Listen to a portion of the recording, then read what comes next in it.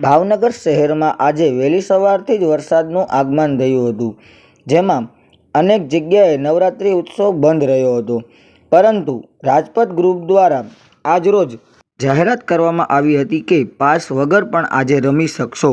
આજે મોટી સંખ્યામાં ખેલૈયાઓએ રાજપથ ગ્રુપની અંદર ડીજેના તાલ સાથે ગરબા ઝૂમ્યા હતા।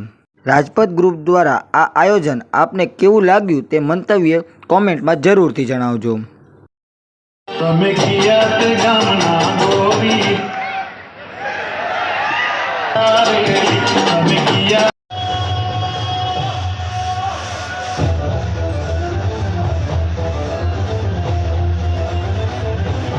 તમે કિયાત ગામના ગોરી તમે કિયા